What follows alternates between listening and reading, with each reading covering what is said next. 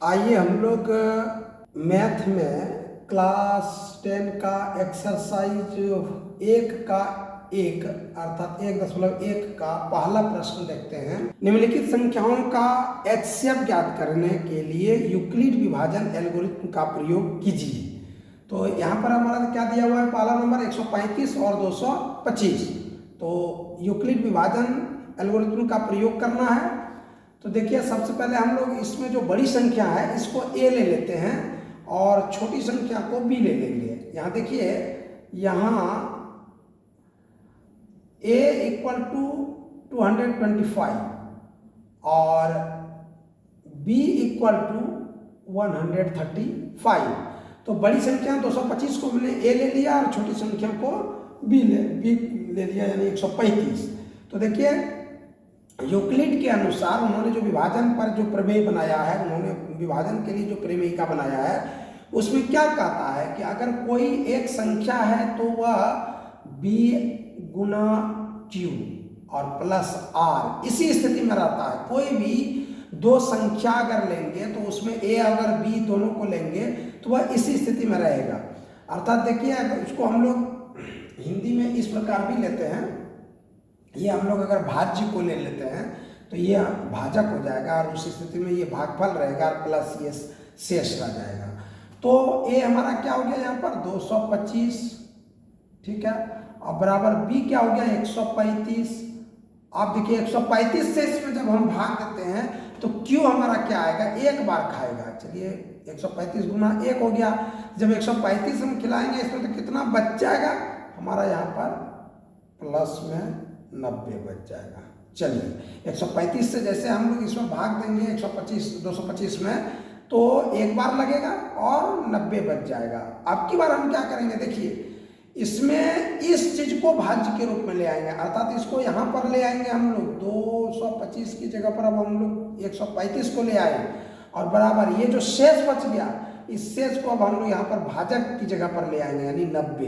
देख लीजिए अब ये 90 से फिर इसमें भाग देंगे तो कितनी बार लगेगा, एक बार लगेगा। तो यहाँ पर हम लोग गुना 1 करेंगे तो 90 गुना 1 तो 90 होगा। अब 135 में 90 अगर घट जाएगा कितना बचेगा, 45 बच जाएगा हमारा। अब ये हो गया।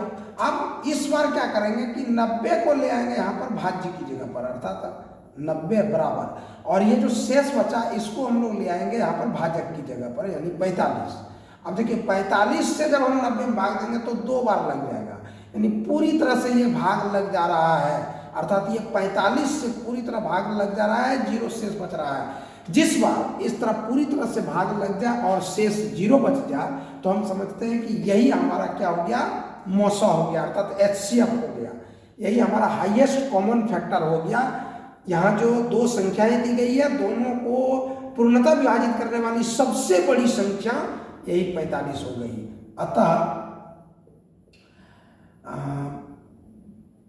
एचसीएफ जो है किसका 135 और 225 का एचसीएफ क्या हो जाएगा, 45 हो जाएगा हमारा। यही हो गया आंसर।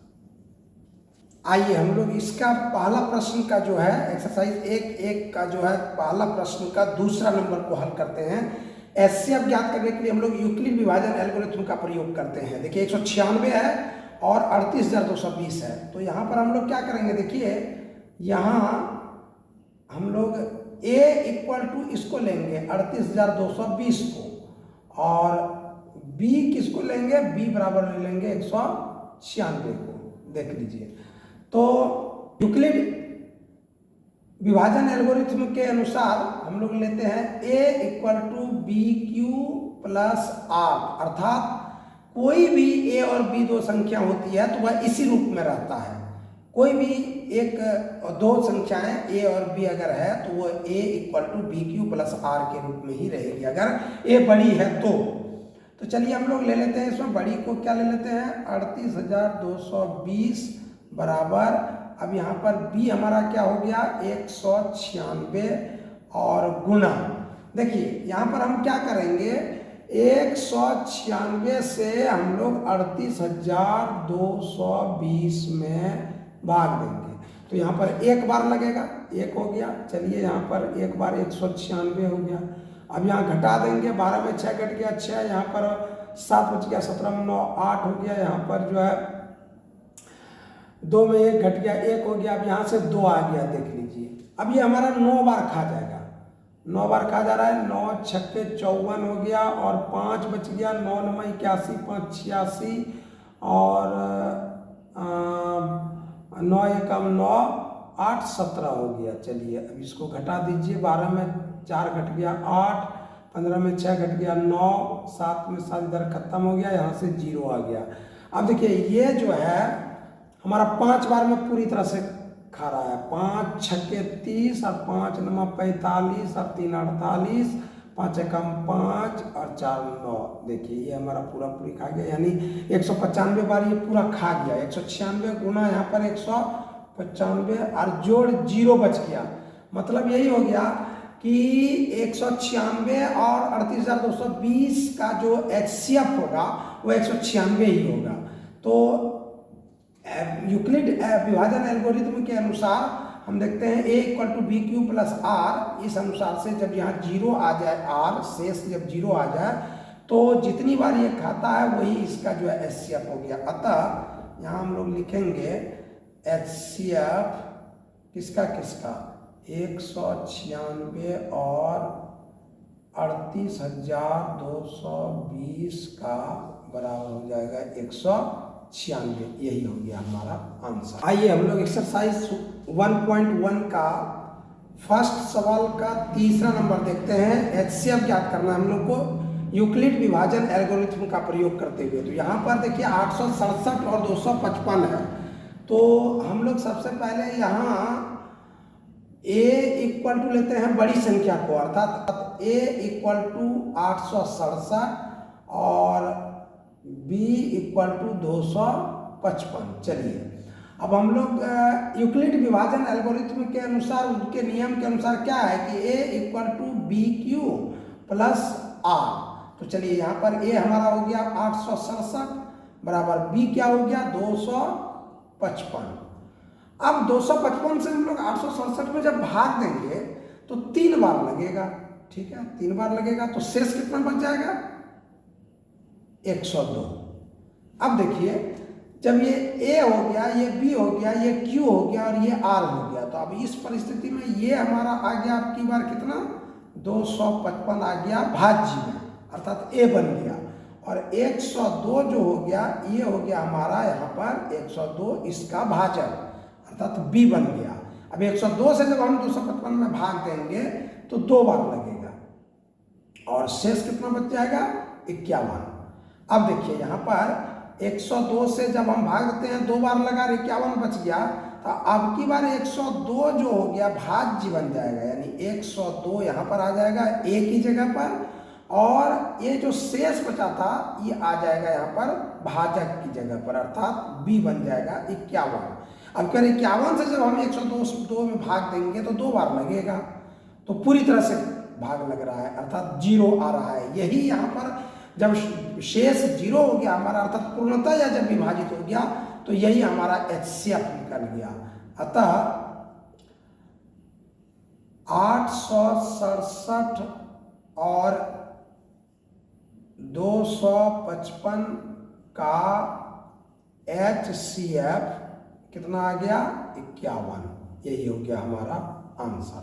आइए हम लोग एक्सरसाइज 1.1 के सेकंड क्वेश्चन को देखते हैं। इसमें कहा जा रहा है कि दर्शाइए कि कोई भी धनात्मक विषम पूर्णांक 6q + 1 या 6q + 3 या 6q + 5 के रूप का होता है जहां q कोई पूर्णांक है। तो हम लोग सबसे पहले इसको हल करते हैं। यहाँ हमें धनात्मक विषम पूर्णांक को 6q + 1 या 6q + 3 या 6q + 5 के रूप में होता है, इसको हमें दर्शाना है। तो माना कि धनात्मक विषम पूर्णांक बराबर a। चलिए धनात्मक विषम पूर्णांक a मान लिए। तो यूक्लिड विभाजन एल्गोरिथ्म से कोई भी संख्या जो a इक्वल टू हम लोग जानते हैं कि बी क्यू प्लस आर के रूप में रहती है। तो चलिए ठीक है, तो यहाँ पर कह रहा है कि 6q प्लस 1 या 6q प्लस 3 या 6q प्लस 5 के रूप में होता है। तो चलिए हम लोग देखते हैं, जब b इक्वल टू 6 लेते हैं तो क्या होगा, तो a equal to 6q plus r, मतलब 6 जो है हमारा भाजक हो गया और r यहाँ पर शेषफल हो गया। तो जब 6 से किसी संख्या में जब हम भाग देंगे तो हमारा जो रिमाइंडर होगा यानी शेषफल जो आएगा वो क्या क्या आ सकता है। यहाँ पर देखिए, यहाँ चूंकि 6 भाजक है इसलिए या तो शेषफल 0 होगा या तो 0 से बड़ा हो सकता है, लेकिन 6 से छोटा होगा। अर्थात शेषफल क्या क्या हो सकता है, अर्थात शेषफल हो सकता है क्या क्या,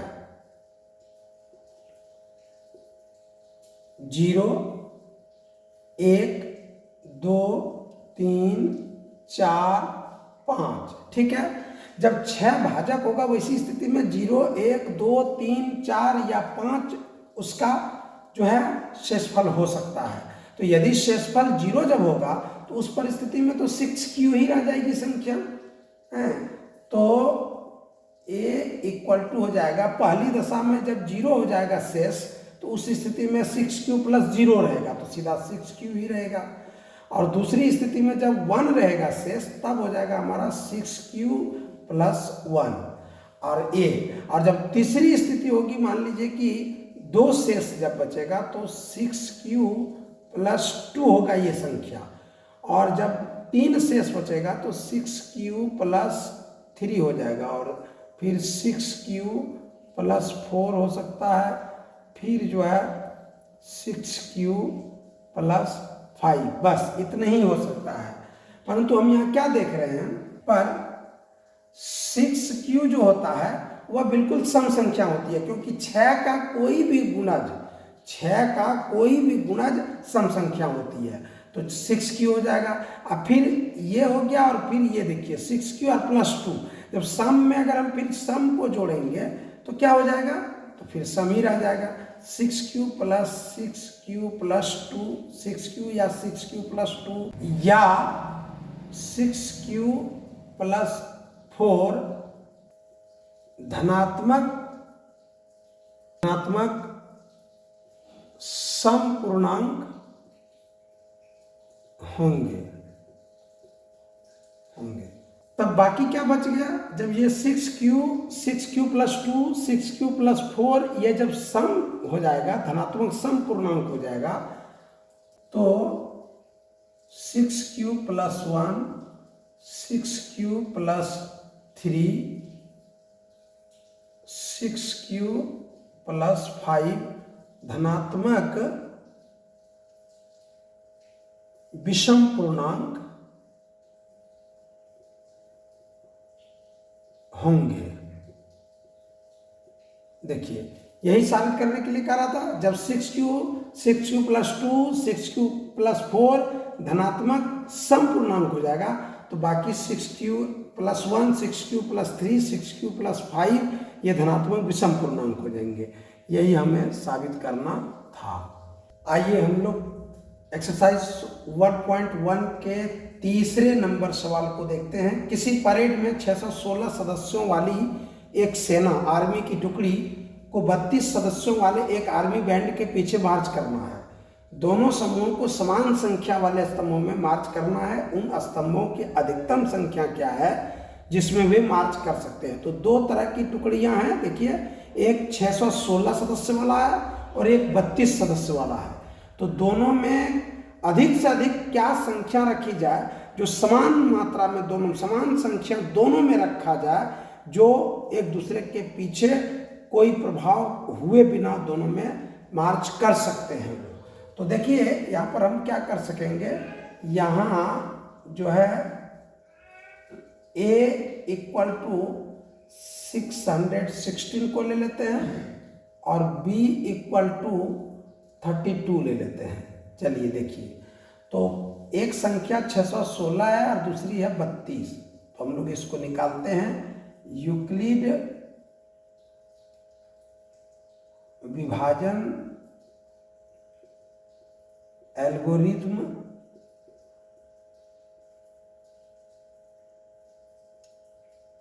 से, चलिए देखिए तो क्या हो जाएगा, A equal to B Q plus R. तो A क्या हो जाएगा हमारा 616 हो गया, बराबर B क्या हो गया 32 हो गया। चलिए अब जो है Q हम लोगों को निकालना है। यहाँ पर हम क्या देख रहे हैं कि 32 से जब इसमें हम भाग देंगे तो कितनी बार लगेगा, 19 बार लगेगा, और शेष क्या बच जाएगा, 8 बच जाएगा। तो अब हम लोग जो है 32 को ले लेंगे यहाँ पर भाज्य के रूप में, 32 बराबर, तो उस स्थिति में जो ये शेषफल है ये हमारा भाजक बन जाएगा। तो 8 से कितनी बार भाग देंगे, 8 चौके 32, 4 बार, तो शेष हमारा बच गया 0। अर्थात देखिए यही हमारा हो गया 8 जो संख्या आई यहाँ पर। अतः अधिकतम संख्या क्या है जिसमें हम मार्च कर सकते हैं, अतः अधिकतम संख्या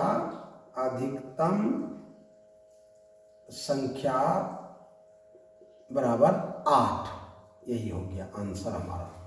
आइए हम लोग एक्सरसाइज 1.1 के चौथा सवाल को देखते हैं। यूक्लिड विभाजन प्रमेयिका का प्रयोग करके दर्शाइए कि किसी धनात्मक पूर्णांक का वर्ग किसी पूर्णांक m के लिए 3m या 3m + 1 के रूप का होता है। तो चलिए आइए हम लोग सबसे पहले देखते हैं कि माना कि धनात्मक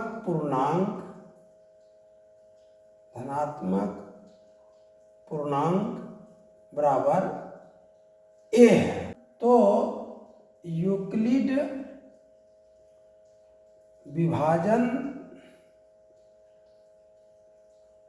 प्रमेयिका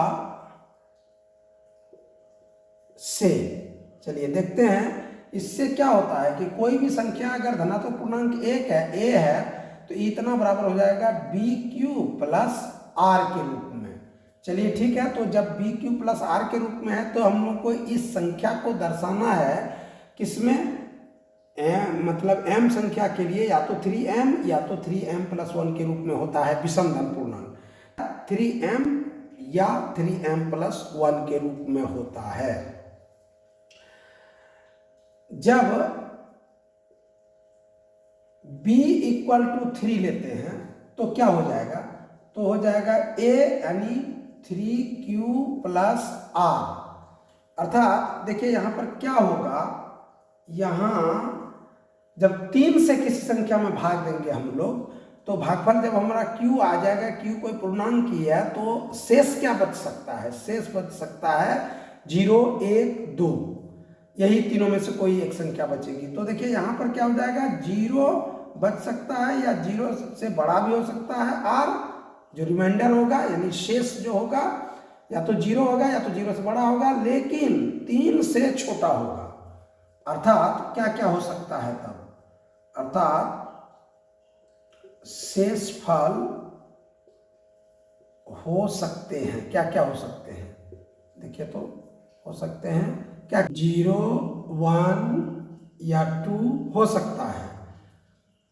अतः संख्या क्या हो जाएगी, a इक्वल टू, जब 0 शेष बचेगा तो हो जाएगा 3q + 0, यानी सीधा हो जाएगा 3q, और जब 1 शेष बचेगा तब क्या हो जाएगा 3q + 1, और जब 2 शेष बचेगा तब क्या हो जाएगा 3q + 2। इस स्थिति में अब ये धनात्मक पूर्णांक का वर्ग करना है। अब हो जाएगा, अब 3 यानी a² तो यानी 3q का स्क्वायर, तो इक्वल टू हो जाएगा 3 3 जा 9q²। अब 3 कॉमन ले लेंगे तो यहाँ हो जाएगा 3q²। अब इक्वल टू 3 और m, जहाँ 3q² इक्वल टू m। अब फिर देखिए, फिर 3q, ये वाला 3q प्लस 1 का होल स्क्वायर इक्वल टू, ये हो गया a प्लस बी के होल स्क्वायर पर, तो a स्क्वायर यानी 3q का whole square plus 2 into a यानी 3q और इंटू बी यानी 1 प्लस b का स्क्वायर। चलिए आइए, 3 3 जा 9, 9q स्क्वायर प्लस 3 2 जा 6, 1 जा 6q, 6q और प्लस 1 का स्क्वायर 1 हो गया। अब यहाँ से 3 कॉमन लेते हैं हम लोग, 3 जब कॉमन ले लेते हैं तो यहाँ 3q स्क्वायर प्लस 2q और प्लस 1। अब देखिए इक्वल टू 3m, m हो गया ये, 3q स्क्वायर प्लस 2q को m ले लेते हैं प्लस 1 हो गया, जहाँ 3q square plus 2q equal to m। तो हम इसको कह सकते। आइए एक्सरसाइज 1.1 के 5 नंबर क्वेश्चन को देखते हैं। यूक्लिड विभाजन प्रमेयिका का प्रयोग करके दर्शाइए कि किसी धनात्मक पूर्णांक का घन 9m या 9m प्लस 1 या 9m प्लस 8 के रूप का होता है। तो हम लोग हल करते हैं। सबसे पहले हम लोग धनात्मक पूर्णांक को मान लेते हैं। माना कि धनात्मक पूर्णांक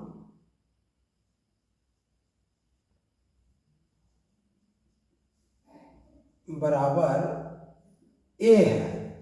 जब धनात्मक पूर्णांक a है तो यूक्लिड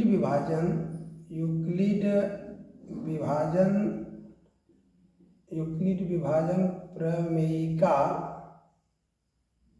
से देखिए क्या होगा कि कोई भी संख्या जो है a इक्वल टू वह bq प्लस r के रूप में होगा। तो जब b इक्वल टू हम लोग 3 लेंगे अगर, तो क्या हो जाएगा, तो देखिए तो क्या हो रहा है, तो a इक्वल टू हो जाएगा 3q और प्लस r। इस परिस्थिति में अगर 3 से किसी संख्या को डिवाइड करेंगे, 3 से जब किसी संख्या को भाग देंगे तो हमारा शेष क्या क्या बच सकता है देखिए। तो तब जो है यहाँ पर हो जाएगा, यहाँ 0 या 0 से बड़ा रहेगा शेष पर r जो होगा, लेकिन 3 से छोटा होगा। अतः शेषफल हो सकता है, क्या क्या हो सकता है देखिए, तो 0 1 2 यही तीनों हो सकता है। जब 0 होगा शेष तब क्या हो जाएगा, संख्या हो जाएगी 3q प्लस 0 यानी सीधा सीधी 3q हो जाएगा। अब एक रहेगा जब शेष तो हो जाएगा सीधा सीधी 3q हो जाएगा, और जब 1 रहेगा शेष तब क्या हो जाएगा 3q और प्लस 1 हो जाएगा, यानी 3q प्लस r यानी रिमाइंडर, तो 1 हो जाएगा। और जब 2 होगा शेष तब क्या हो जाएगा 3q प्लस 2। अब इसका घन निकालना है, अब इसका घन को देखना है।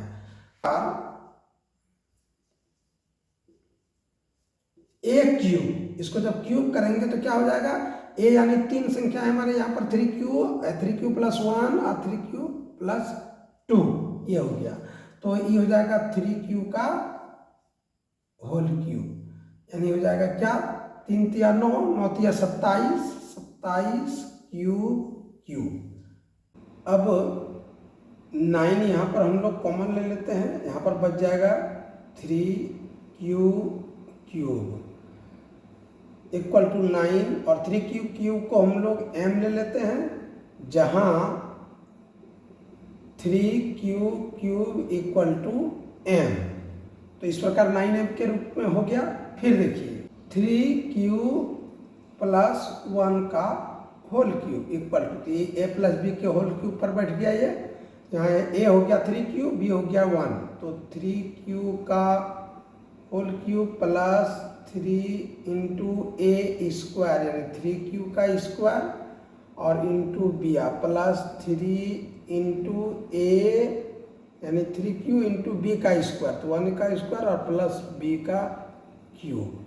तो चलिए अब यहाँ क्या हो गया, 3 तिया 9 और 9 तिया 27, 27 क्यूब प्लस यहाँ हो गया 3 तिया 9, 9 तिया 27 एकम 27, 27 क्यू स्क्वायर प्लस यहाँ हो गया 3 तिया 9, 1 का स्क्वायर 1 ही, 3 एकम 3, 3 तिया 9, 9 एकम 9 हो गया क्यूब प्लस 1 का क्यूब 1। अब यहाँ तीनों से हम लोगों को 9 कॉमन ले लेना है, तो यहाँ हो जाएगा 3q प्लस यहाँ हो जाएगा 3q स्क्वायर और प्लस यहाँ हो जाएगा q, अब प्लस 1। देखिए इसको हम लोग m मान लेंगे, 3q plus 3q square plus q को m मान लेंगे, तो 9m हो जाएगा और प्लस 1। देखिए ये हो गया 9m प्लस 1 के रूप में। फिर देखिए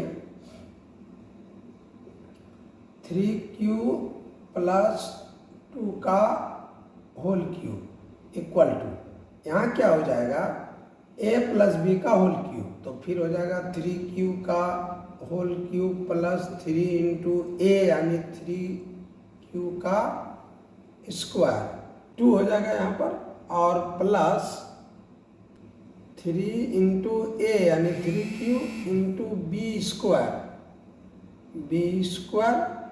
और प्लस बी का क्यूब, इस तरह हो गया इक्वल टू, यहाँ हो जाएगा हमारा 3q का क्यूब हो जाएगा 3 तिया 9, 9 तिया 27 क्यूब और प्लस यहाँ हो जाएगा 3 तिया 9 और 9 तिया 27, 27 दूनी 54 हो जाएगा, यहाँ 54 क्यू स्क्वायर और प्लस यहाँ 2 दूनी 4 और 3 तिया 9, 9 चौके 36, 36 क्यू और प्लस 2 दूनी 4, 4 दूनी 8, ये हो गया। अब तीनों से 9 कॉमन निकाल लेते हैं, 9 कॉमन निकालिए, यहाँ पर बच गया 3q प्लस यहाँ 9 छक्के 54, 6q स्क्वायर प्लस 9 चौके 36q यानी 4q और प्लस 8। अभी ये पूरे यहाँ से यहाँ तक को m मान लेना है, इक्वल टू 9m और प्लस हो जाएगा 8, जहाँ 3q plus 6q plus 4q equal to m। इस प्रकार जो है किसी भी धनात्मक, इस प्रकार किसी भी धनात्मक पूर्णांक का घन 9m प्लस 1 या 9m प्लस 8 के रूप में लिखा जा सकता है, यही साबित करना था।